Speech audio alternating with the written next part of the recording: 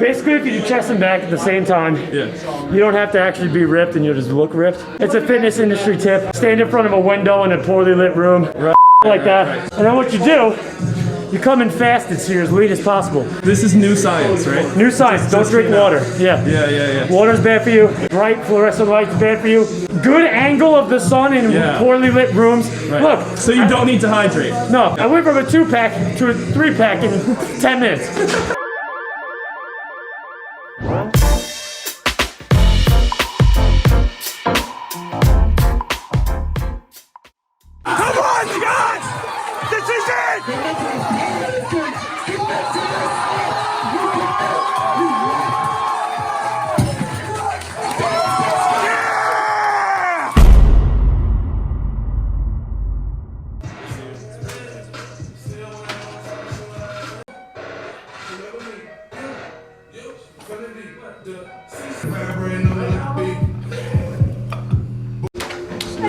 What's up? We're here at United Barbell today. This is Scott. He's also a personal trainer here on Long Island. He's a good friend of mine, and he's a powerlifter. So today he's gonna run me through the gauntlet, and it's gonna be tough, but I'm looking forward to it. Today's actually Halloween, which is kind of appropriate because I'm a little scared out of my mind right now, but let's go.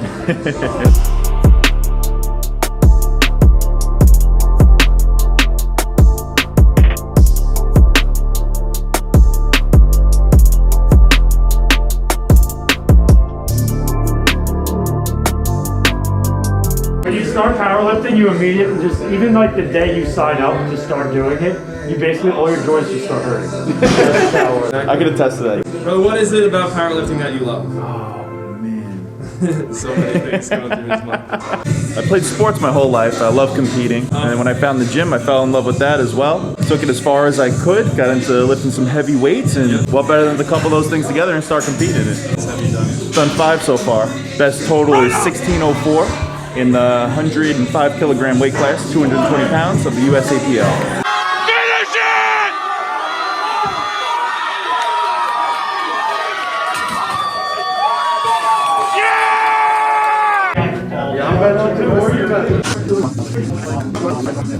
I've only incorporated the stretches more into the warm-ups because of just constant pressure on my back. Yeah. So I take all that out first, and then I get into my warm-ups, and everything else feels so much better.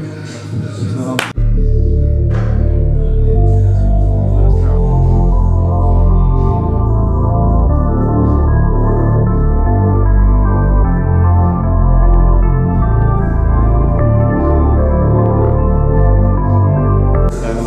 part of warming up. Okay, so Scott was telling me that honey is a superfood. Now go into that a little bit. With the body running on glycogen after breaking down carbohydrates, honey is the quickest form to get that flowing. Better pump, less inflammation, more energy. And to reiterate the main part, better pump.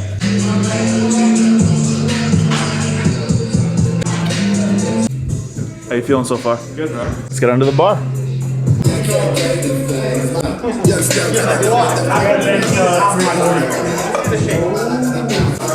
I don't mind spending $60 a month on a haircut. I spend more than that a month because I'll go like three times a month. That's $25 every time. See, that's the thing. Like my haircut, he gives me a really good haircut, and I get skin fade so that it lasts me a month. And then it grows out. Dude, it's just a good way to get stronger every single day and have a goal to work towards. I asked Scott the same question, and he could only give anything for 5 minutes. Oh, dude, it's a go-to. Well, this is my numbers right here. David in the gym, right across. Did that at last Nationals. 2019, we went to Chicago. Nice. We got a hell of a lot of people here. Got Sean Noriega here. Currently ranked number 2 in the USAPL. Oh, God.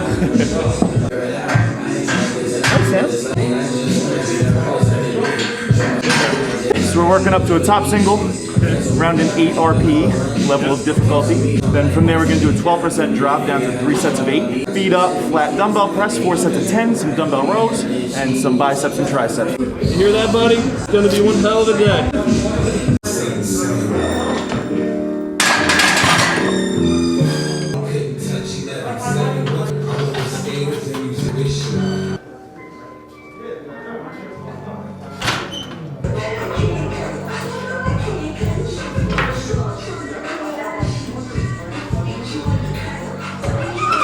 pull up a little cheat sheet for the kilos.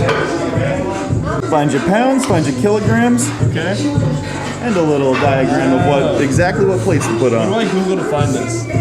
Kilo loading chart, but not spelled like that.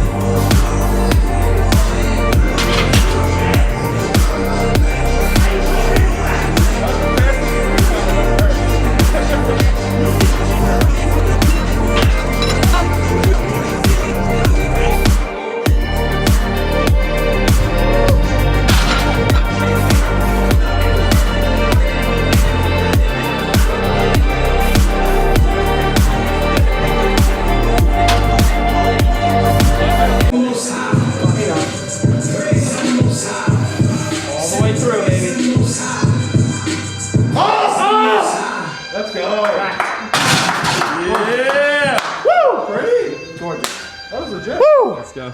Oh, good. Thanks. Thanks, guys.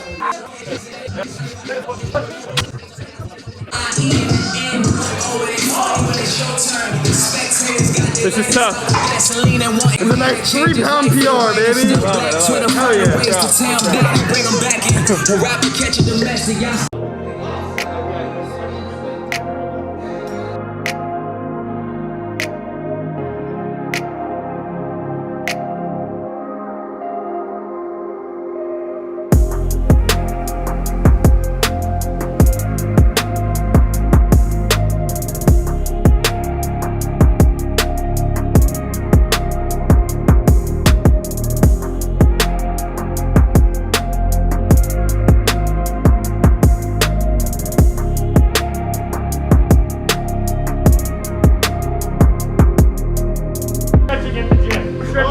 Yeah, let me help it out.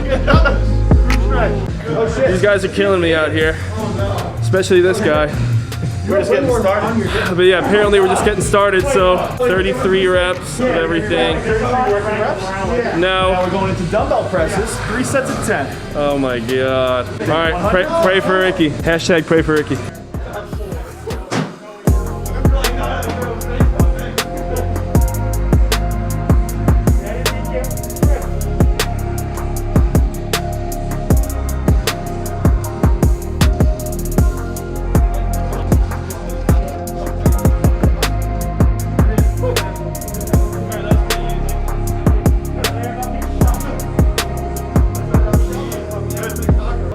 This guy. More traps than a house with rats in it. I don't know how to flex. Alright, what do you think? Hundreds or Thanks, David. I mean, come on. Come on. As a physique. I do not have the best physique in the gym. Shut up. Right now? Right now. I think Scott. What? Whoa! Yeah, he was lean for sure. Whoa! Okay, Yeah. Baby. Look at this guy throwing around hundreds. Oh my god. Let's go, baby.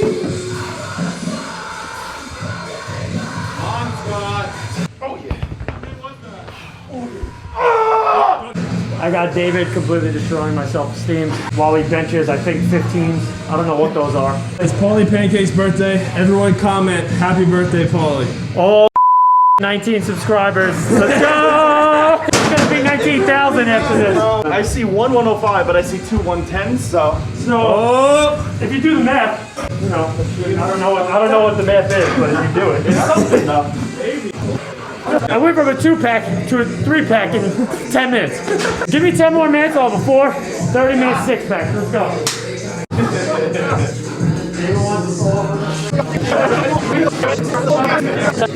Alright, so we've decided, based on the scientific method, that your shirt has to come off. We got your pose off, baby. Xavier. Oh! Oh, shit! Nope. He has abs, it's not flexing! Xavier has He followed my 6th step. Don't drink water. Come in fasted. Chest to back, take long. That's what I mean. Work smarter, not harder. Yeah. Get it? Just did a bunch of working sets on bench, dumbbell rows. I'm used to training with a little more volume, a little more frequency. This is more 1 rep maxes, pulling and pushing heavy weights, so really working on the strength. So having a blast so far, so this is really fun.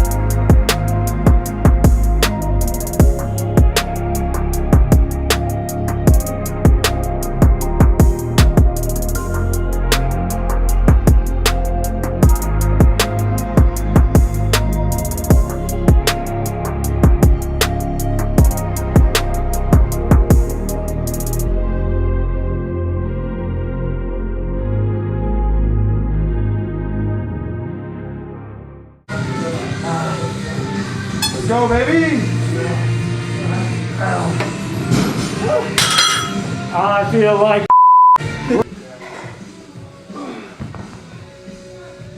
Yo, Paulie, I know you told me already, but can you just give me the story behind this shirt? bench at 314. Got a little too excited. Ripped my shirt in half. Cursed everybody out. It's a good time. That's the shirt. Dude, you know what?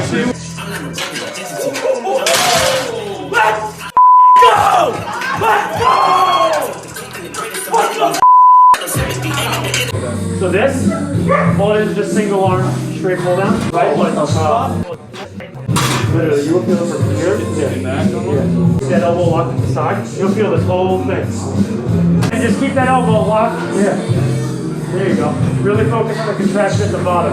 Look at that. That shit's blowing up, dude. And then I'll usually superset this with dumbbell curls. I like it.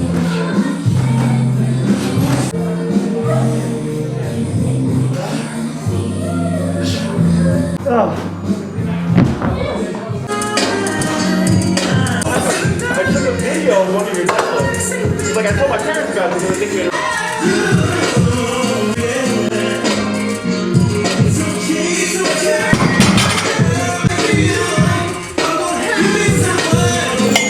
Yeah, I felt really good. As I'm losing weight, deadlifts are like the only thing I'm thinking. So you were saying before that powerlifting is training, and you said it so simply because like you're working up towards something, whereas most people aren't really training or exercising with a goal in mind. And the whole thing of powerlifting is that it's oriented around The meet, the competition, the test, the display of skill. Because in training, people become hyper-focused on a missed lift or a missed set or, this didn't feel right, this didn't feel, or this wasn't put together as well as it could have. It's like, hey, that's okay. Like, this is training for a reason. Right. You know, I'm not really too familiar with other sports outside of like combat sports and powerlifting, but I would assume, you know, in basketball, like when you first learn how to dribble, it's not going to be perfect. Like, you're going to have to work on that and practice that. And, you know, the second it goes wrong, you're not just going to give up and stop. You know, that's a skill you develop over time. And powerlifting's the same thing, whether you need to focus on your depth, whether you need to work on bar placement. Sure. Every training session is an opportunity to improve your skill. And that's why I think most powerlifters and most people who just have any type of resistance training will benefit from thinking as their sessions more of a practice session or more of training rather than just a workout. Rather than just coming in without a goal, without a plan. Sure. And, you know, prioritizing whatever, you know, needs to be prioritized. And there's, you know, a slew of different things for each discipline that you could focus on, whether it's a pause on bench, depth on squat, lockout on deadlifts. Well, I tell people a lot of the time, get an event on the calendar. Yes. Like, I do obstacle races and stuff because it's fun, but like for me, I don't necessarily need that. But for someone else who kind of needs a push in the right direction, it inspires them to like, okay, by this date, I now have a timeline established, so I have to work towards that. I agree. Yeah, and I think ultimately, like, a lot of people get into powerlifting not really thinking that way, and they could end up finding themselves a few years deep into the sport, and you know, they spent 2-3 years just kind of working out, and it's like once they start treating their sessions more of like training and more of like developing of a skill, that's when you really start to see progress mentally and physically. You know, that what you said about like setting a goal or setting like a timeline on a calendar, I think for the most part that is really good, and I think that's going to work for most athletes, most powerlifters. But then again, there are some people who even I've found that I worked with where they don't really want to think about that. They just want to think, you know, day to day. They want to think week to week, month to month, because like I said, less micro, more macro. So like, you get your sessions done throughout the week. All right, well, we had a really successful week. Everything felt good, everything looked good. Now let's string that together. Let's have a good block of training. All right, we had a good month of training. Okay, let's string that together again. Let's try to make, you know, this 3-month prep really good. Let's get our depth down on every top set. Let's get our pause down on every bench top set. It's less intimidating for some athletes to not have such a long timeline set up. Like, for instance, one of my clients, Jake, he only likes signing up for meets about 8 weeks out. Tops. He likes it to be like short, sweet, to the point. He doesn't want to think about it for too long. He just kind of wants to get in and get out. And he literally only has 4-week preps. So like how we were talking about peaking, his peaks are always 4 weeks. But then again, a lot of his training year round is very similar. It's very redundant. It's very repetitive because again, we're trying to develop a skill. We're not really trying to have fun. But the stronger you get, the more fun you have. So it's funny how that works out. Scott, when you shifted from whatever you were doing before powerlifting to powerlifting, how did you, like, did you notice any physique changes right away? Or like, what, did it take a little while? Yeah, so right before I was powerlifting, I was working on the big 3 movements of squat, bench press, and deadlift, but not really so structured or anything like that. You know, maybe one day here, one day a week, something like that. And then getting on that structure and building volume in a structured sense, while also keeping track of my diet, my calories, and building slowly over time, like he was just saying earlier. I put on at least 10, 15 pounds solid muscle, and then still even going through very slowly, slight caloric surpluses at a time. I'm still building muscle, still getting bigger, and getting leaner at the same time. Do you think the person that does conventional weightlifting, on average, do you think more people should migrate towards a powerlifting style? So, powerlifting style in the sense of using the movements, yes. Because we're using compound movements with multiple joints. So the more joints you're moving, the more muscle fibers you're getting, the more muscles you're going to be building. So I absolutely agree with that. And that's something I use even with my clients, my regular clients, compound movements in some sort. Even if it's a machine press, even, you know, working into dumbbells from there, something along those lines. Something that will parallel the compound movements in competition. But I think for a lot of people that their goal isn't to get better at powerlifting, you're better off not prioritizing the bulk of your volume through the big 3, the squat, the bench, and deadlift. Get some frequency in, you know, maybe do a few sets of them a week, maybe 2 times a week each. But the bulk of your training, if your primary goal isn't to become a competitive powerlifter or a powerlifter in general, you know, don't prioritize too much of your volume into the big 3 because as a new or newer or novice level athlete, you're going to benefit far more in the long run from doing, you know, more accessories, more machine work. Like, it seems almost counterintuitive to what you'd think, but you know, say you get a guy who comes in, you know, he's barely ever trained in his life. He's like, all right, I want to get into powerlifting. It's like, well, if we just get you squatting, benching, and deadlifting 3 times a week right off the bat, you're going to get hurt 100%. Fast. Because ultimately, like, the body doesn't want to do what most high-level powerlifters do, and that's why, like, injury is just, it's part of the sport. Like, injury is 100%, it's going to happen. You're going to be in pain, you're going to get hurt at some point in your career, and, you know, the best plan of attack is just setting yourself up to where you can manage that when these symptoms pop up. And for, you know, guys and girls who are just getting into the sport, the biggest mistake I see is they come in and it's highly specific. It's squat, bench, deadlift, 3 times a week, 4 times a week. It's as like specific as can be. And then they end up, you know, a year down the line and they're burnt out. They're not having fun with training anymore. You know, they might have gotten a little bit stronger, but ultimately you kind of want to take like what they could do in like a 6-month period or a year period and kind of average that out over a 2-year period, because the amount of muscle they can put on will be drastically increased by just focusing more on accessories. Train more like a bodybuilder early on, but still include the squat, the bench, the deadlift. Just prioritize more accessory work Until you're strong enough. Yes, build that base, build that muscle, exactly. get familiar with the movements, but just overall general. And then get into that specificity. Have a wide spectrum of movements that you can refer to, you know, when you've already done 4 sets of squats for the day. Because you don't want to come in and do, you know, a 10 by 3 and now you're shot and you can't do leg press, leg curls, split squats, and all these other things that will benefit you down the road. Now, will they have a direct carryover next week? No. I could go and do split squats for a year straight. My squat's not going to go up because of them. But, you know, I might put some muscle on my glutes. I might put some muscle on my quads. I might, you know, put a little bit of muscle on my upper back. Hypertrophy. And now, you know, in 6 months, I'll be able to display, you know, the benefit that I've gained from putting on that muscle. So the adaptations, the benefits aren't so apparent and aren't so immediate, but down the line, you will see the benefit from doing those things. So I think that's like, there's a word of advice you could give to like newer lifters. Spend most of your time training like a bodybuilder, but also including the powerlifting movements beforehand. And just don't run yourself into the ground doing them. Keep them easy, keep them short, keep them sweet, and then just bump up the accessory work. How'd it go? How'd you guys feel? It was tough, man. All you gotta do is not hydrate, we learned today. Only do 1 rep of any workout, any exercise, just 1 rep will do it for you. Make sure you get a big pump before taking that video for the last set. That's how you look good. Find dim lighting and like That's it. And that's really it. You see this topographical map of Long Island here, 3 veins. You got Sunrise Highway. You got the Northern State. No, for real, it was good. It was a new experience. I'll definitely be back to United Barbell. Make sure to follow them on Instagram. Yeah, that was awesome, guys. Thanks for coming along. Thanks, Scott. Follow him here. I'll drop his tag. And I'll see you guys in the next video.